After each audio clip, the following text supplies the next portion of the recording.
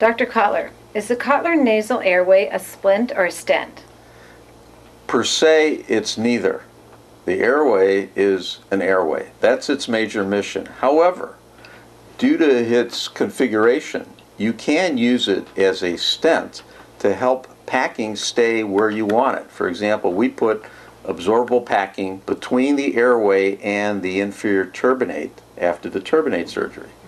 You can also put Telfa or any other major packing material between the airway and the septum.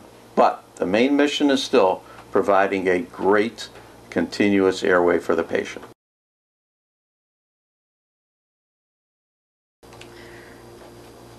Are there any contraindications to using the Kotler Nasal Airway? There are no contraindications. We had experience with 150 patients. Every patient that had any nasal surgery, whether it be cosmetic or functional or both, handled the tube in place very well for 1 to 5 days. And how long can the airway stay in place? In our initial study of 150 patients, the airway was in place anywhere from 1 to 6 days. The duration depended on packing. If packing is in place for 6 days, the airway stays in place for 6 days. If the packing is removed on the first or second day, the airway can come out. And of course, if one were not to pack the nose, it would just depend on the circumstances and how the patient was getting along. We had no complications, no problems. The bottom line is, for any nasal surgery, the airway is a plus for the patients for any duration. Can one also use nasal septal splints? The surgeon may choose to use a nasal septal splint if that's the preference. That would not necessarily interfere with the airway. The airway rests on the floor of the nose. It was designed to be in that area because that's hardly ever operated on. It's sort of a surgically quiet area. So there's plenty of room for a septal splint to be placed. If one doesn't routinely pack the nose, why would they insert an airway? Some surgeons say, well, maybe we don't need an airway. After all, we don't pack the nose. However, when you really discuss in detail, you learn that the patient says they're still not comfortable after surgery. There's blood in the nose. There's mucus in the nose. We advise the patients not to blow their nose or clear it for fear of having some problems. So in fact, they're going to have nasal blockage.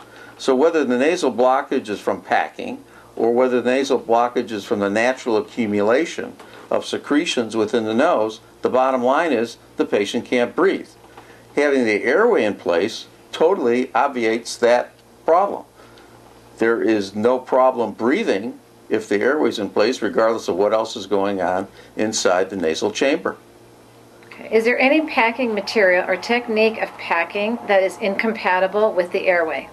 There is no packing technique that I'm aware of which would cause interference with the airway. The airway, incidentally, is strong enough to stand up to reasonably tight packing. We know that from experimenting.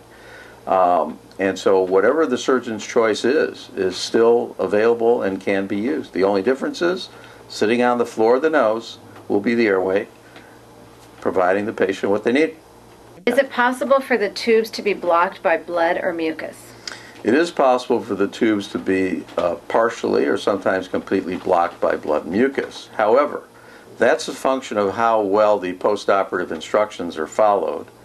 We tell the patient and direct the conversation really to who's ever looking after the patient the first night or so to irrigate the tubes on a schedule, generally no less often than every 4 hours during the first day, including once at night. As long as the tubes are irrigated along that schedule, it's not going to accumulate.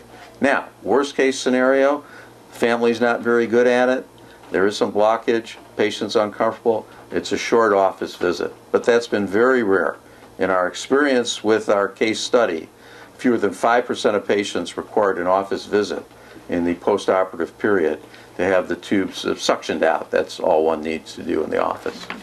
And Dr. Kotler, can the airway dislodge anteriorly or posteriorly? The airway cannot dislodge posteriorly because of the bridge that connects the two tubes. And incidentally, there's never been a failure of the device. It's never torn, it's never separated. It's a one-piece molded device anyway. As far as the tube going forward, coming out the nostrils in front of the nose, that's never happened. And the reason is because when we swallow, we always create a negative pressure, and that tends to draw any structure inside the nose posterior. So that's not been a problem. Are there any worries about the tube sticking to intranasal tissue and causing problems in removal? We've had no problem removing the tubes. They're made of the standard Class 6 medical grade silicone, which is a phenomenal material. The tubes slide out very easily, and incidentally, because there's always blood and mucus in the nose, there's always a film that's been built up around the tube, making it very easy. We do use a couple drops of topical anesthetic just to give the patient certainty that it's not going to be uncomfortable, although the fact is, even without it, the patients tolerate it very well. It slips out very easily and quickly.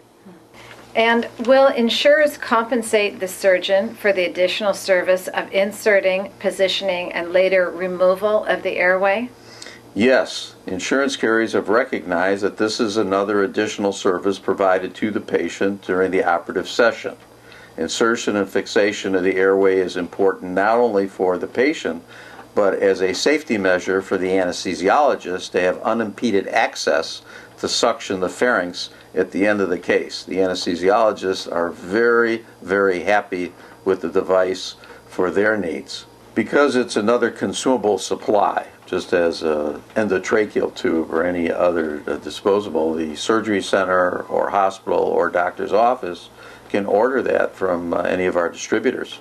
Finally, there are two questions, doctor. The first is there any reason not to provide a service that gives patient comfort and, in fact, is a practice builder? And the second question is there any reason not to have an additional profit center in your practice?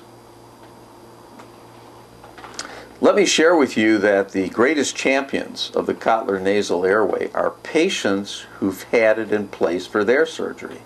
And among the patients that have had it are those who had previous surgery without the airway. They really can tell the story of their satisfaction and why it makes perfect sense to have an airway in place so that there is no sense of blockage, of anxiety, of claustrophobia. One patient said it was even like being waterboarded when there's no airway in place and the patient is forced to breathe through his mouth.